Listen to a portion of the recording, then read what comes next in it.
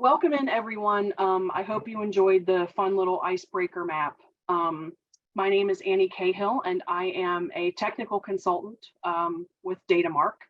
I have been with Datamark now, gosh, it's been over 4 years now.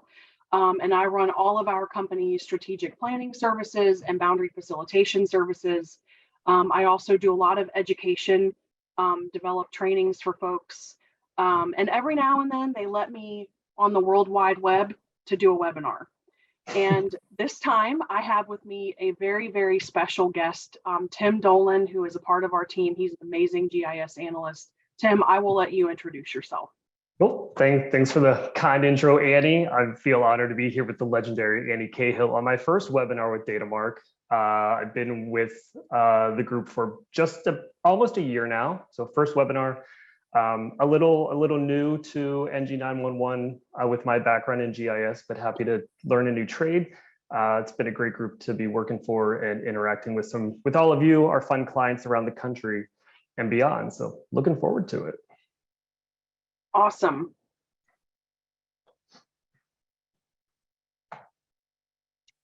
Okay. So the agenda for today, we're going to talk about our address points overview. Okay, so we're just going to talk generally about address points. Then we're going to talk about address points as they pertain to NG9-1-1. We're also going to talk about some of the challenges with completeness, because this webinar is specifically geared toward address point completeness. So we're going to talk through some of those challenges. We're going to talk about how to create address points. We're also going to talk about the Datamark ACE process, which can help with not only creating a new address points file, but also fleshing out the file that you already have. And then we're going to talk about where to go after that. Once you feel like you've gotten all of your address points, what are the next steps? Okay, so this is our address points overview. So state and local governments run on addresses, okay? And we're just talking about addresses in general here, not necessarily address points. I know that a lot of you are already familiar with the chat function from our little mapping display earlier, but I would like you guys to drop in the chat how you all are using addresses within your locality. It doesn't even have to be spatially. If you're not using GIS or you don't have GIS, tell me how you're doing in your locality with addresses. How are you using them? I would say that it's really difficult to look at any department within a locality and see that they're not using addresses. I've never experienced that. Public safety, I think, is a very obvious use case, especially even if the CAD systems can't consume GIS data, you're still entering in an address as part of a call. And it's validating against the road center line, or the MSAG, I should say. Public works, asset and work order management, very, very common. Utilities, maybe utilities doesn't have a spatial location associated with it, but you need to have a tabular data set really to associate a point of service, right? So you need to have a database of addresses, and each address that receives a water service has to be documented within your utilities database. Property appraisal, many of you are maintaining the physical address of the property as well as the owner's address within your tax parcels. That's going to come in handy for later when we talk about developing address points. Planning and zoning. So we have a lot of permitting systems that run on addresses, whether it's tabular data or whether it is spatial data. So I actually have talked to many, many localities who, if they took address points away, their permitting system wouldn't work, not even on a tabular data set, because you have so much GIS integration now into so many of these systems. Emergency management, obviously a huge use case for address points and addresses in general. For GIS, many of us are address managers, right? Even if we're not assigning the address themselves, we're actually managing that data. And of course, with your web applications, if you're publishing any of those, you have to include, you absolutely have to include a search on addresses, right? Because the first thing somebody's going to do, they want to see their property on a map. They're going to want to type in the address and see their house pop up, or, as some type of reference. Okay, so it looks like we got a lot of good conversation going in the chat. Yes, pizza delivery, that's very important to me. Planning and zoning, absolutely. I'm just kind of looking through these answers. Thank you guys for dropping your ideas in the chat. I really appreciate that. That's super, super helpful. All right, let's go to our next slide. So now we're going to talk about address points specifically. So address points as they pertain to GIS. Obviously, we talked about point of service. Yes, mail delivery, UPS, any types of points of service. We definitely should have address points for those. They're great for reference, right? We put them on a map or in an application, and they are a great reference. They provide great context for whatever it is we're looking at. Facilities and asset management often have that data tied to physical address points, okay? Now, you may have to modify the schema. Now, when I say schema, I know not everybody on this call is a GIS person, but when we say things like schema or attributes, remember GIS is geography and information, okay? That's kind of in a tabular form and joined into your geography. And so when we're talking about a schema, you can kind of envision it like rows and columns, like an Excel file, okay? And often you do have different requirements for different systems, like your permitting system, your asset management system, your CAD system, and you may have to add specific fields or columns in that data set to make that data set talk to the application, okay? Address points are also really good for analysis. How many of you guys have used address points for analysis? Talk to me. Tell me what you've done in the chat. I will tell you that census data is fine, but often you might need a more granular analysis.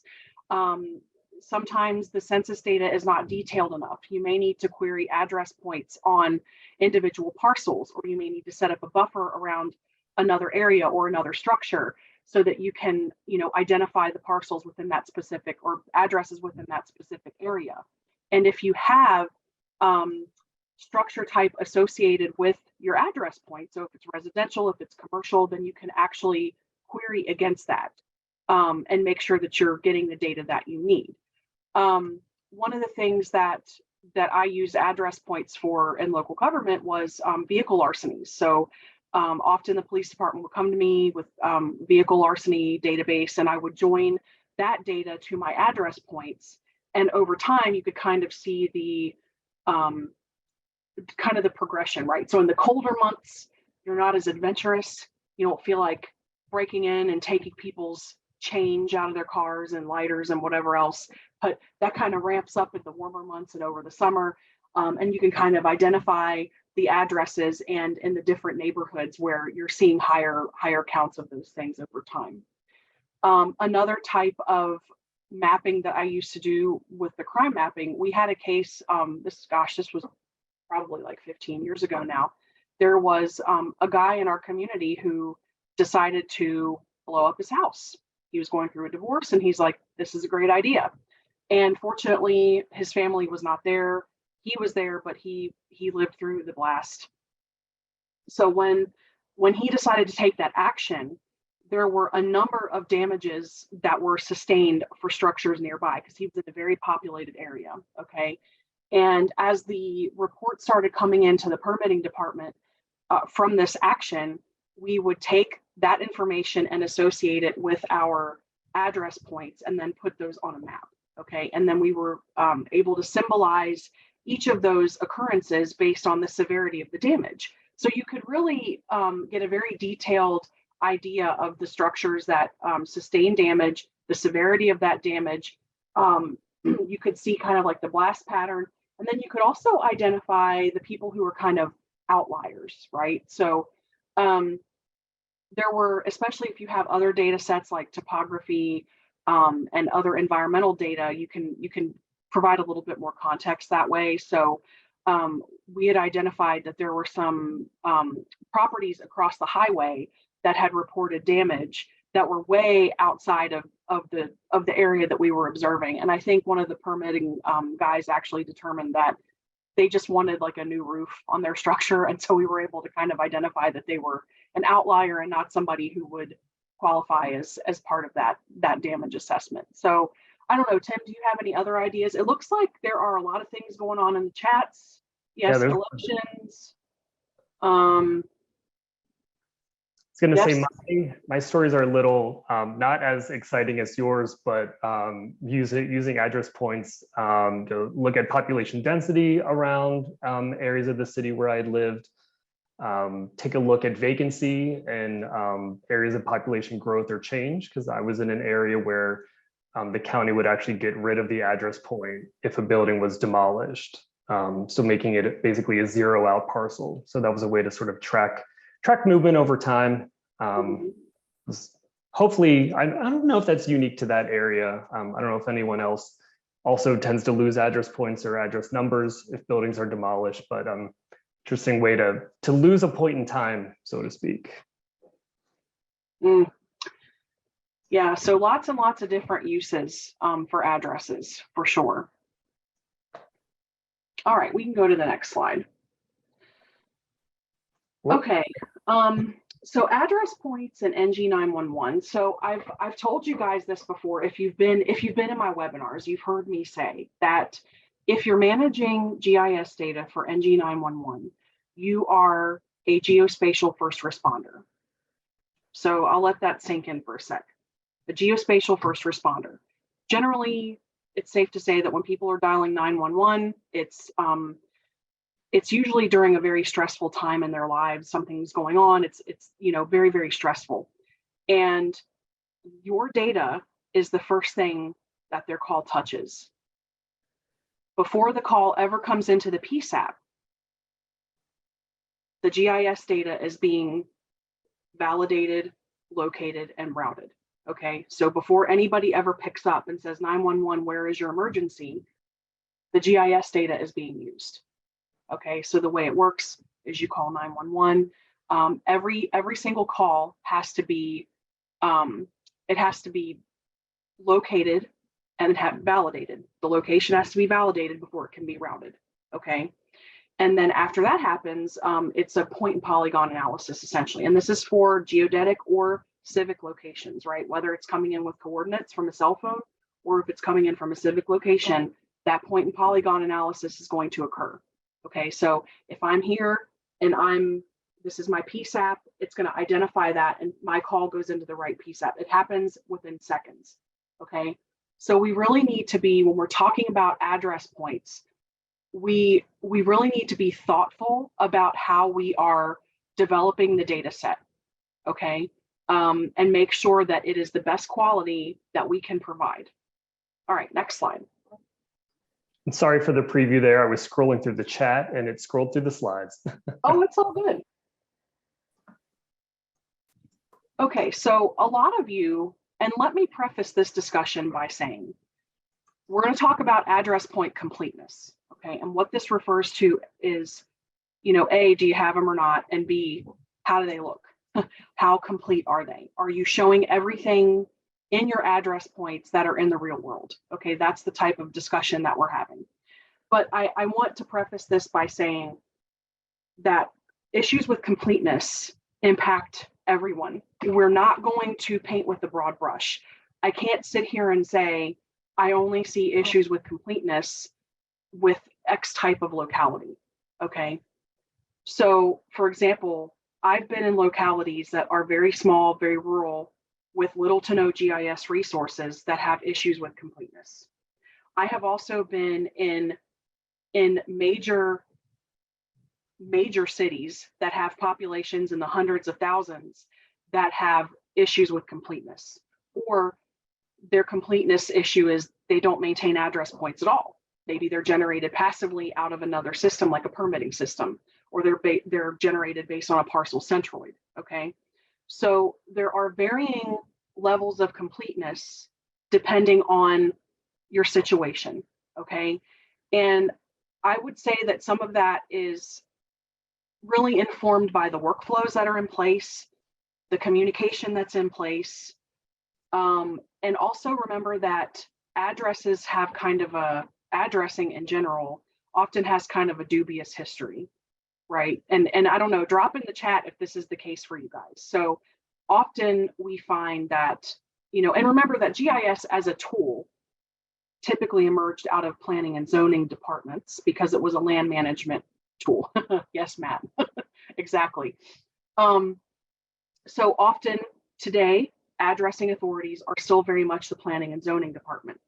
However, depending on, the history of the locality, administrative changes, decisions that were put into place, often the agency that was responsible for assigning the addresses in the beginning is probably not the same one that's assigning them in your locality today.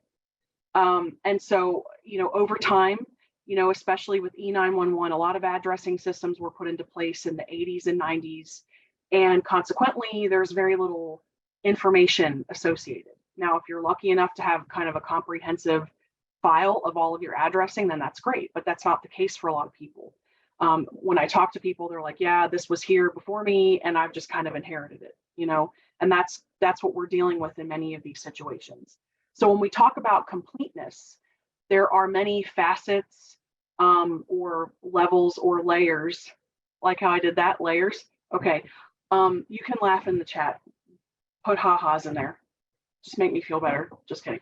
So there are many layers to completeness, okay? Thanks for the tee-hee. All right. So number one, we want to make sure that all of our layers are present, all right?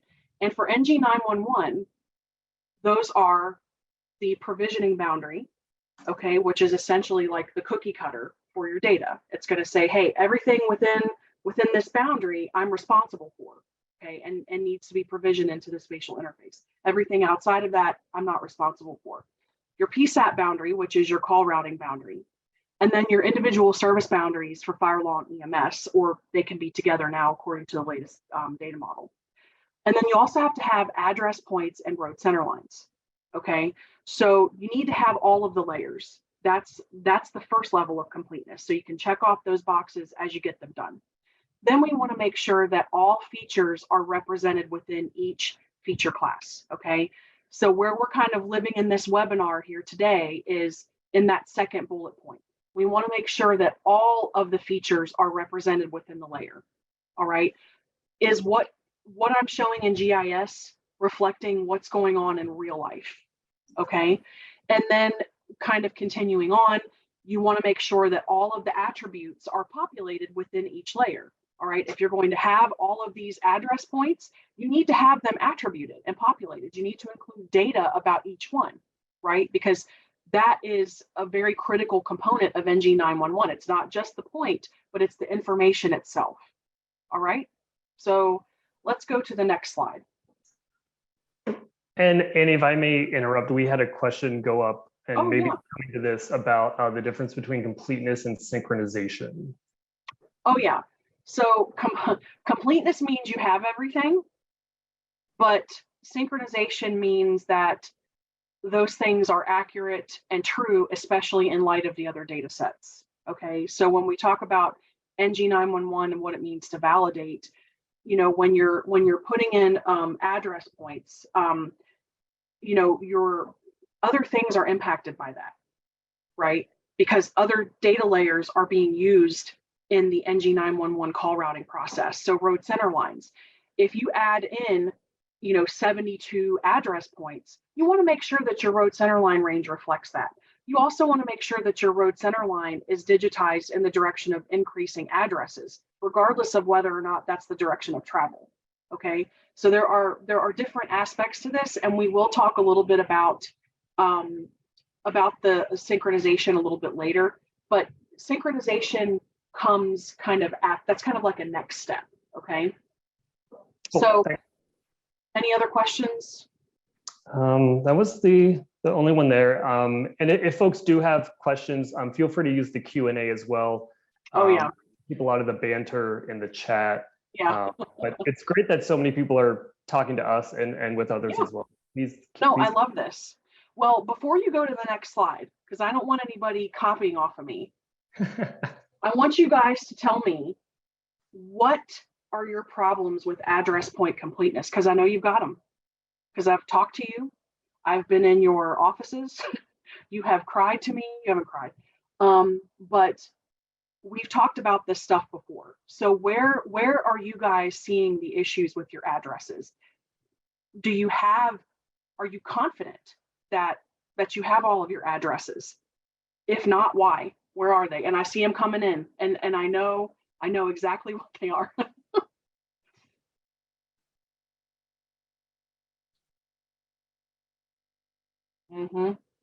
All right, let's go to the next slide.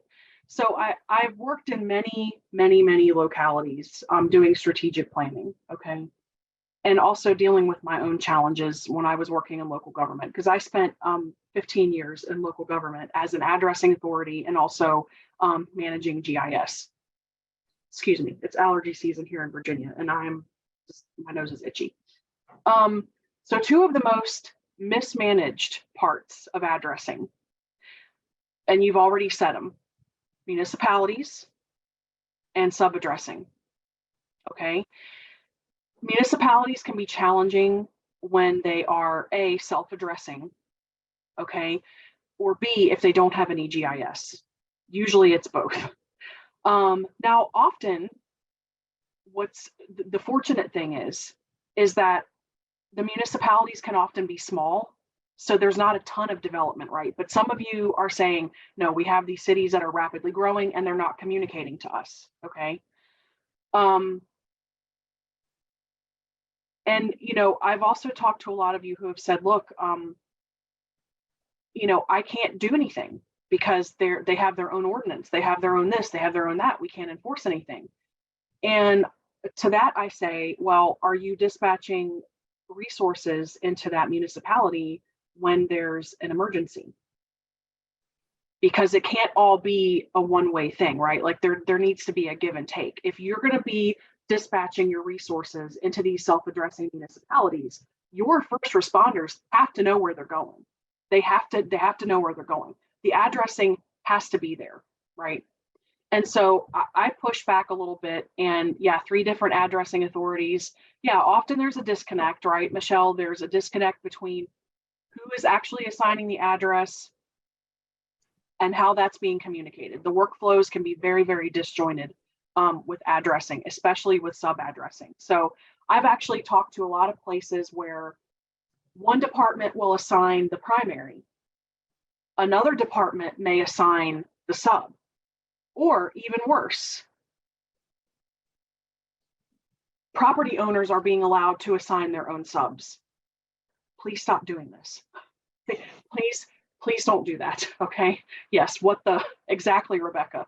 But you know what? It's not your fault, because often these are workflows or things that have just been let to go on for such a very long time, right? Remember when I told you earlier, addressing has a dubious history. This is part of that, right?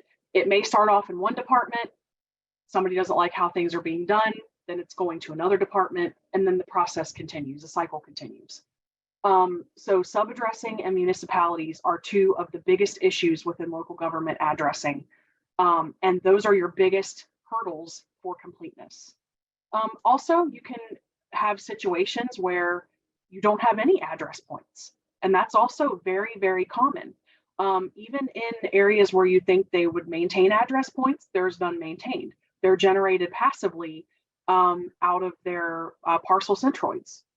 So yes, I'm glad that you guys are able to talk and see the issues within the chat. It's really encouraging to see that. I mean, I'm sad because I see what you guys are going through, but we're here for you if you need our help. All right, I'm going to turn it over to Tim at this point, and he's going to talk to you guys about creating address points. And Tim, before we do that, let's just take a quick poll in the chat. How many of you guys, just give me a yes or no, are you maintaining address points, or does your locality not have address points? Yes or no? Lots of good yeses, some in all caps.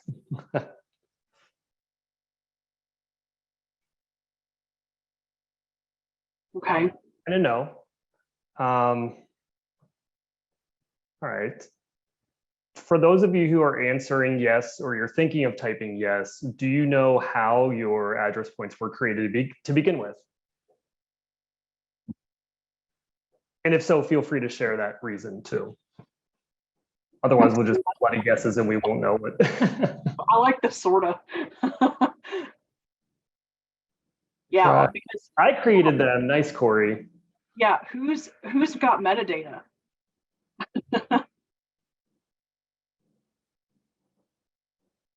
Parcel centroids.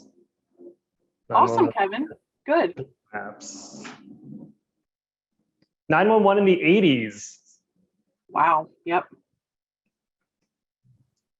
Metadata is happiness. Exactly. Robin is pumped about metadata. Look at that. Yas. Tom Colt, what is metadata? So I like to think of metadata as data about the data. So we're talking about address points. This would be the information about the address point information. When was it created? When was it updated? When was it published? Who published it? What fields are in there? What do those fields mean? Are there abbreviations or like coded value domains or like drop down options in there? What do those mean? What do they stand for? So all of that together and other data points is metadata. And then you're really into it when you have metadata about your metadata. But I think that's a different webinar maybe. I don't know. No, that will never be a webinar because you know how many people we would have register? 0.0.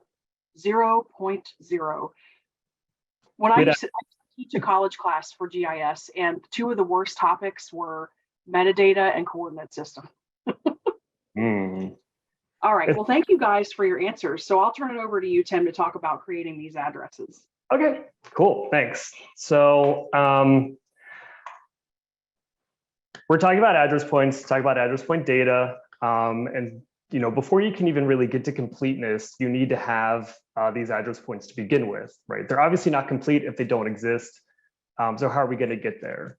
So a lot of you mentioned that you have address points, and there are a number of ways to create address points from scratch. Everything here comes with its own pros and cons.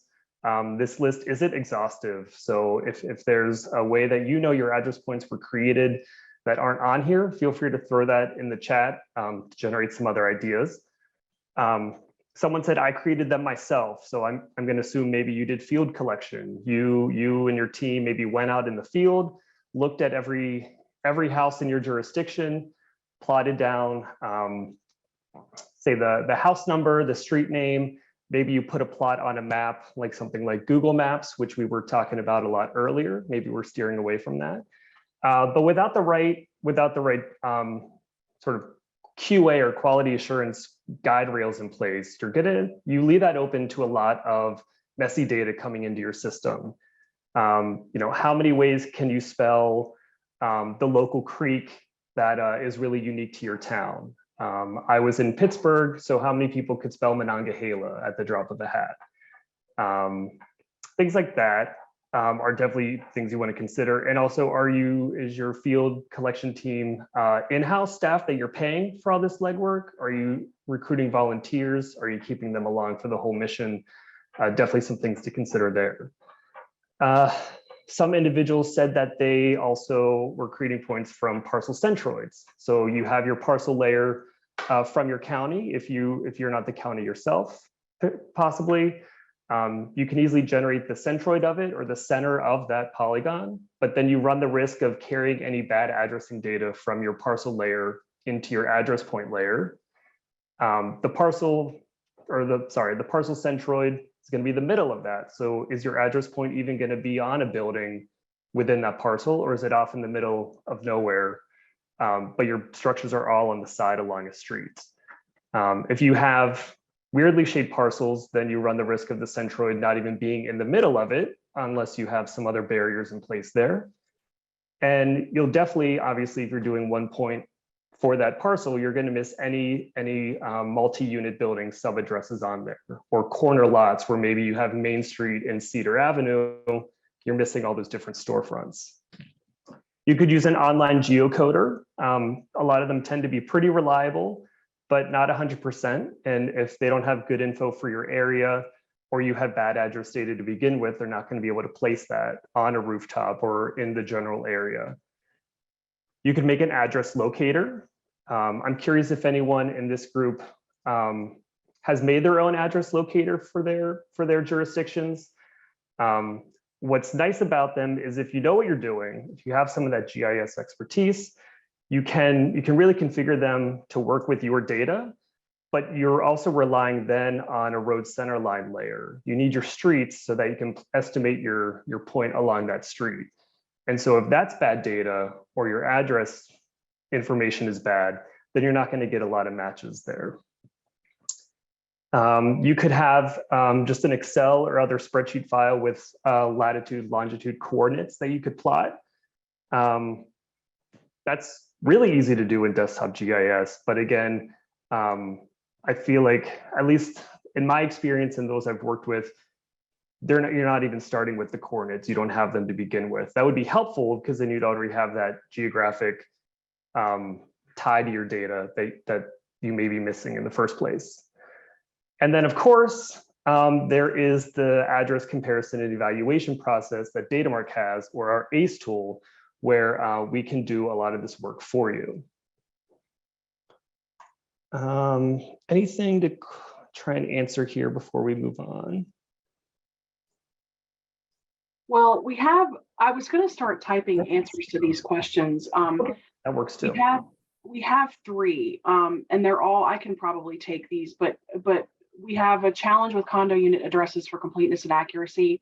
Yes, that is a very, very common issue.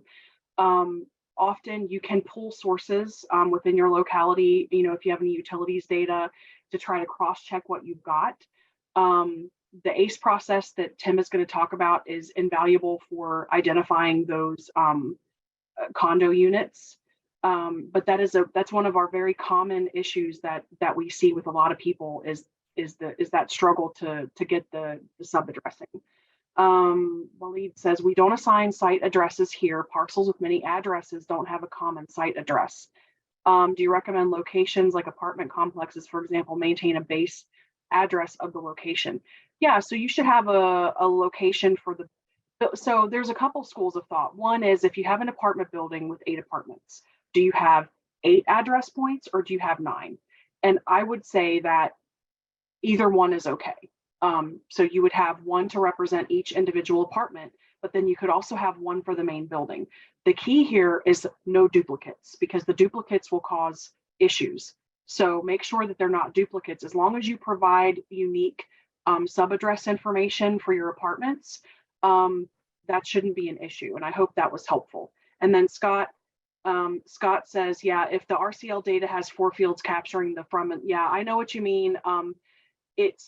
That is a NENA requirement, Scott. So it is kind of challenging. A lot of people, including on our team, we're kind of like, because you have one-way street, but then your addressing might not go that direction. So it's like, okay, well, how do we manage that? Especially in light of something like Network Analyst, when you're trying to create a routable road center line data set. But yes, that is a NENA requirement, and that's why it's done. Lucille, yes, sub-addressing in a packed mobile home park. Let me tell you something. You don't want to call a vendor in because you have a fatality. And I only say that because that's what happened. We had a client who called us in for help with their SOPs and ordinances, because in addition to like all the data work and stuff, we also do the other stuff, like we can help you get on your feet with the ordinance development and scope standard operating procedures and like how you do your internal processes and stuff. They called us in because they had a fatality in a mobile home park. That was something that was really significant in that community, and that's not something that that you want. So definitely, mobile home parks can be very, very stressful. And I have a lot of webinars. We have a lot of webinars about addressing best practices. My preference within a mobile home park is you name those streets and you give them each individual addresses. And if you're not in a position where you can do that, then you would just assign one and then give subs and make sure that they're posted. So I think that's all of the ones in the Q&A. All right, sorry, back to you. Nope, all good. Just want to make sure we're getting to some things. I saw a lot going through. Cool. So we talked about some ways to generate address points if you don't have them to begin with. we find that our address comparison and evaluation, or ACE tool, is a much easier way to do this process for you. The way that it really stands out from everything on the last slide is that it focuses on completeness, right? If you were trying to geocode your existing address data, like I was mentioning on the previous slide, you can do that and you'll get those address points mostly placed along the road center line. But what you're not getting is everything you could be missing in the in between there. So our process here is to focus on the completeness of your data set, the consistency in your data set, and identify a list of address candidates that are not already in your master. These tend to very often be a lot of sub addresses. So you may have 123 Main Street, but do you have 123 Main Street apartments 201 through 210, something like that.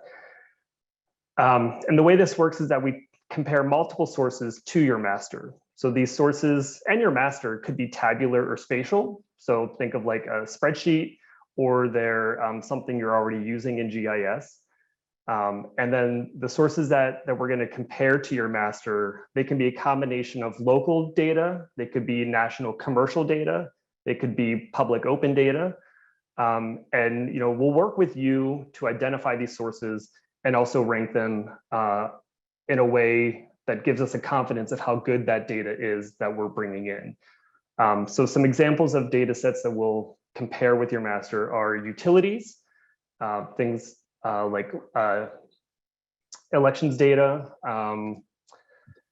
ALI, so looking at your legacy 911 data, tax information, your tax rolls list, and like I said, oftentimes you can find different sources of open data or proprietary commercial data that comes with its own set of validations, making it often a really good choice or a really good option for you to find a lot of those missing addresses.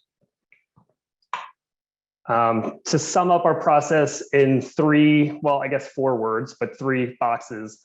First, we'll take your master data and all these sources, and we'll parse out the address. So on the screenshot here to the left, you see address data, and actually it's an actual master data set that we had worked with previously, and it needs to be parsed. You need to separate out all the components of the address into their individual pieces so that you can compare them to one another. Then we'll go ahead and normalize the data or standardize these different iterations of what could be the same address in your master and in the sources. So looking in this middle screenshot here, there are different iterations of what could be 562 East Main Street, but some of them are 562 East Main Street, the Main Street East. There could be 562 Main Avenue, could be apartment E, things spelled out a little differently. So we'll take the data after it's been parsed, normalize it, standardize it across all sources, make a judgment call on what we think is the same address or what could be a new sub address that you're missing, as well as anything else in that mix. And then we'll compare the sources to each other and your master and determine whether or not an address is a good candidate to add to your master. So looking at an example of, again, 123 Main Street, I think it's my most popular example. It may exist in 4 of your 6 sources that we've chosen, but are those 4 of 6 sources reliable ones, or is there another combination of sources that we think are a little more reliable and therefore make this a better candidate to add to your data list or your master data list? Because what we don't want to do is give you a lot of garbage to add to your master, and then you're starting basically over from scratch with a bunch of who knows what.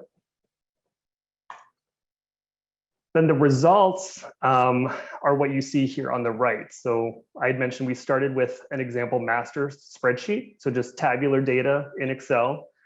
And then we take that, and what we'll produce for you is either tabular data if you want that back, just in spreadsheet form, or with NG9-1-1 being a spatial query of your data, we can turn that into spatial layers, either a shapefile or feature class that is not only the candidates that we found were missing in your data set, but also assign a confidence score saying how basically from 0 to 1, or if you want to do percentages, 0 to 100, how confident we are that this should be added to your data set.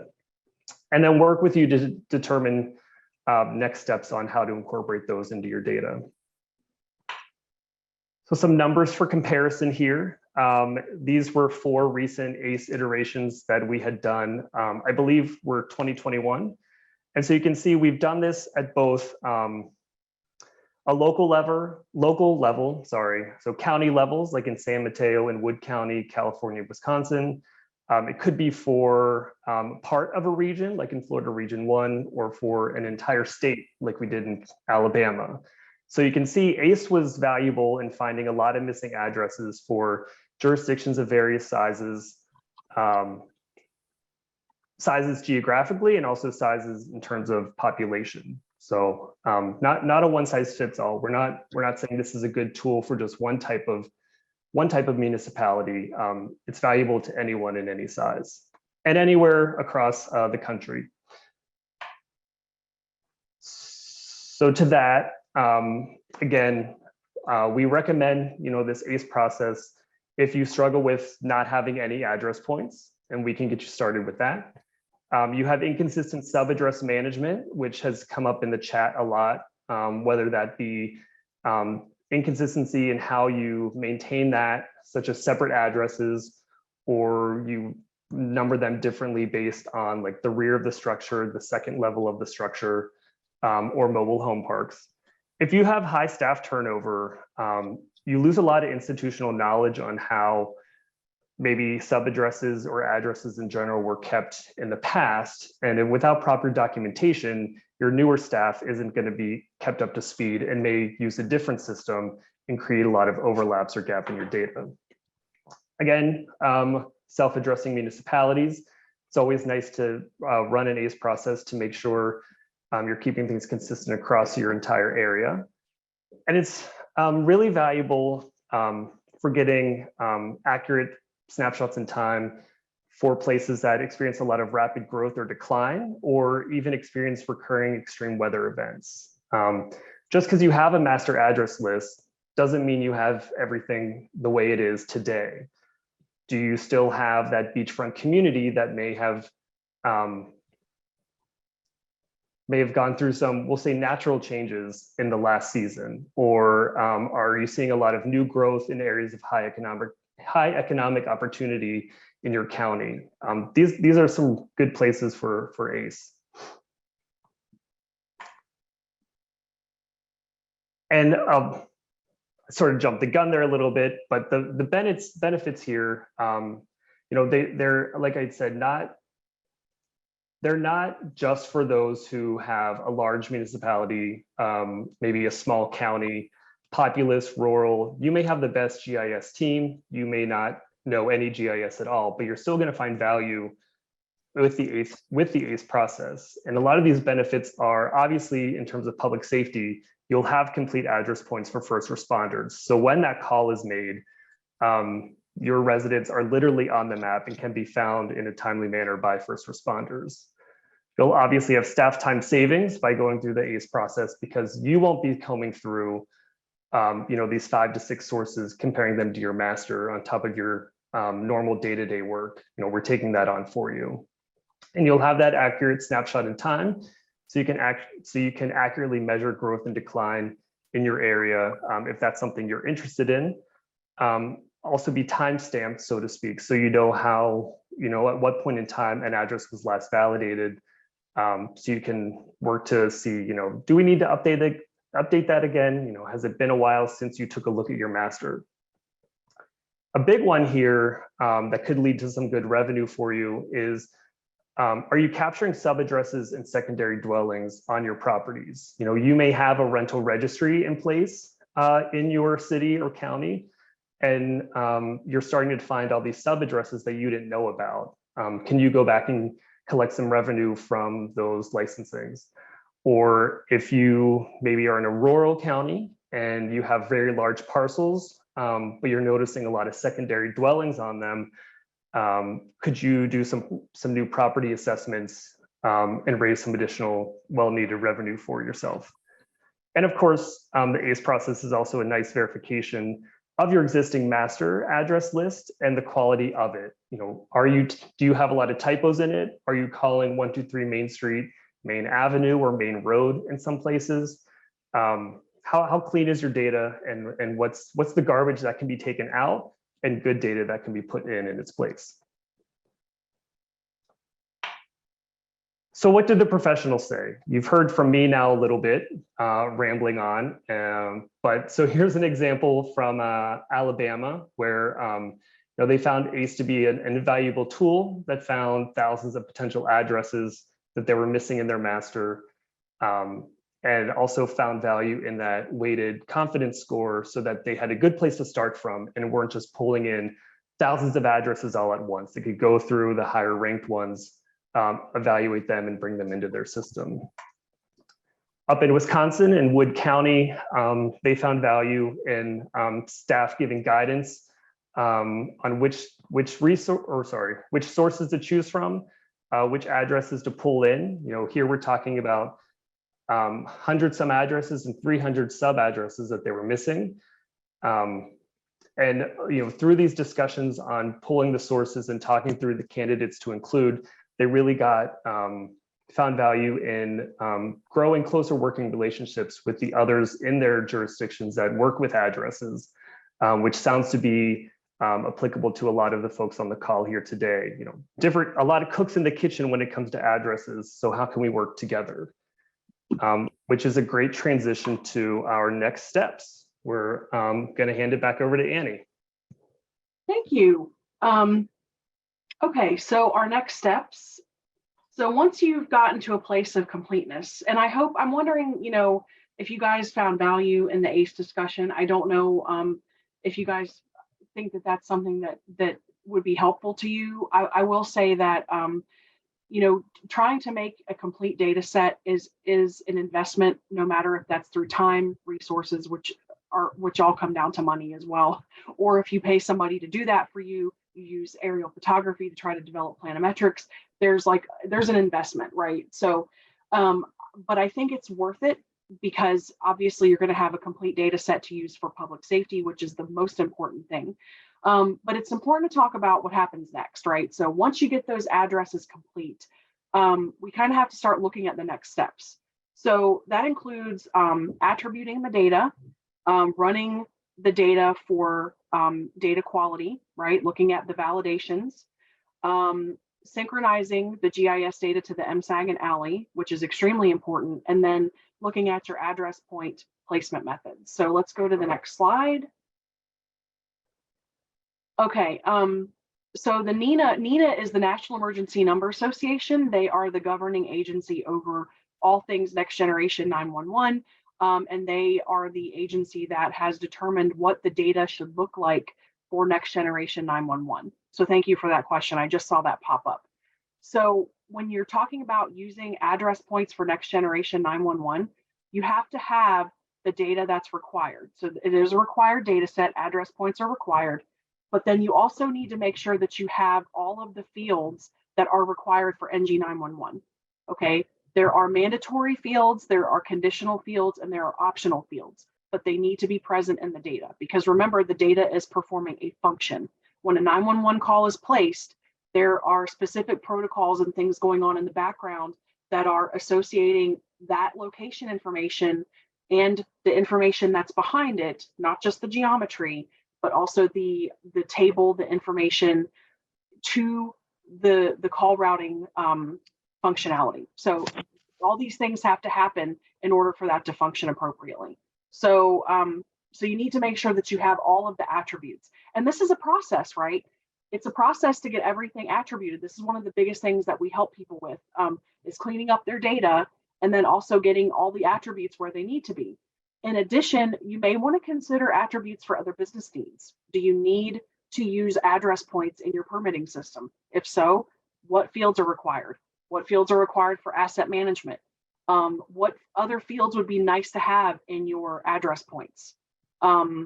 So is anybody right now currently NENA compliant with their address points? Yes or no? Just drop it in the chat. And we'll go to the next slide.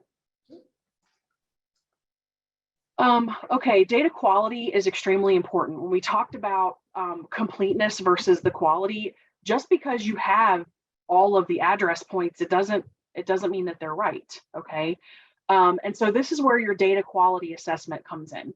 You want to have a regular process that you're running to assess the quality of that data, especially if you're in an area with a lot of development. You want to make sure that you are able to look at the full picture. It's not just about having all the address points, but again, it's about having them reflected in the road center line. It's about making sure there's no duplicates. It's about making sure that all of the attribution is present.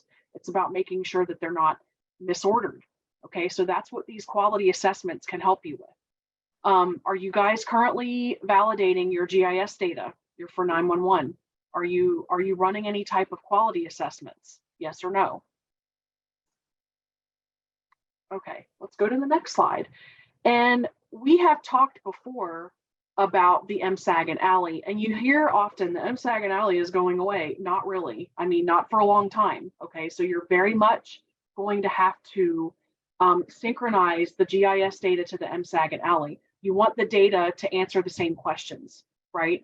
So you want the MSAG to be the same as the road center line data, and the address points and the ALI to reflect the same information. Okay, this is an effort. And you know, the 98% is really just about the synchronization between the tabular data that you hear about. It's not even addressing, no pun intended, the geometry of what that data actually looks like. It's only addressing the attributes. So having the synchronization between your GIS data and these tabular data sets that are maintained by the telephone companies, extremely important. Okay. You guys have seen this next slide. If you've been in my webinars, you've seen this one. I've shown it several times, but placement methodology is also important, okay? And this is something that you can work on in conjunction with getting those points developed, fleshing those points out. You know, there are different methodologies, right? So you can see here that geocoding is the least desirable for NG9-1-1 location and call routing, whereas structure placement is the most desirable, okay? If you have a lot of rural area and you have long driveways, it may be worth it to develop access points. Don't maintain driveways in your road center lines, okay?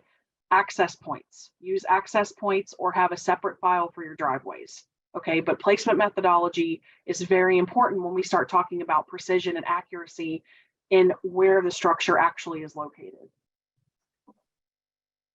Okay, let's go to the next slide. Maybe we'll finish on time. Thanks for sticking with us.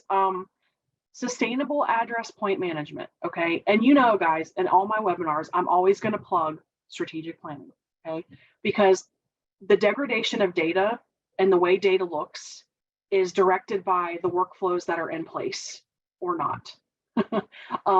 So often where we see these silos occurring, where we see breakdowns in communication and people are not sharing data and sharing information, we often see data that is problematic, okay, and has a lot of anomalies.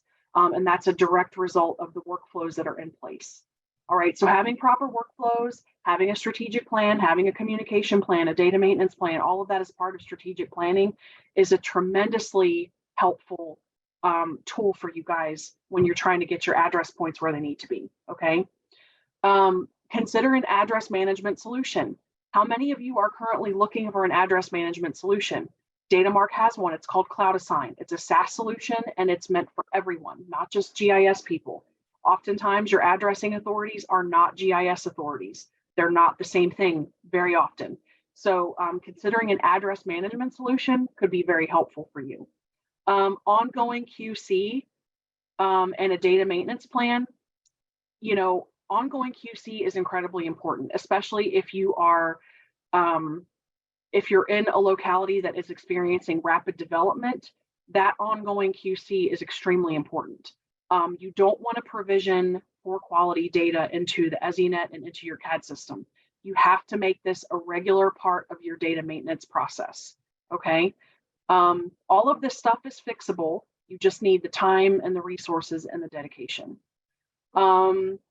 And with that, we can go to our last slide, because I have one final funny for you, and that is you complete me. And I'm so happy that you guys were here today, that you joined me. Are there any other questions that I can answer for you guys?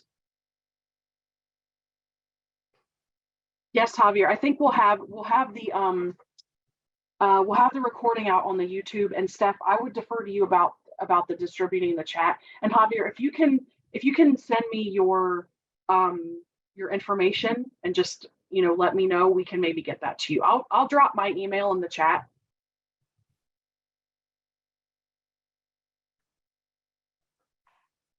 Why no driveways? Because well, unless you're going to uniquely name them. Yeah, driveways clutter the data, but the whole thing is that often, and I just saw a data set recently where every driveway is called private drive, and that's something that would be very difficult to deal with in a next gen 911 situation. How can we talk to someone with data mark? Yeah, just call me or send me an email. I'll drop you my phone number here, 540-247-7702. It's going to get lost. I don't know if I can pin stuff, and then I'll put my email in there again. There's my email, and my phone number is in there as well. Guys, the comments are coming in so fast, and I really appreciate all of you so very much. It's great to see you and talk to you, Stacey.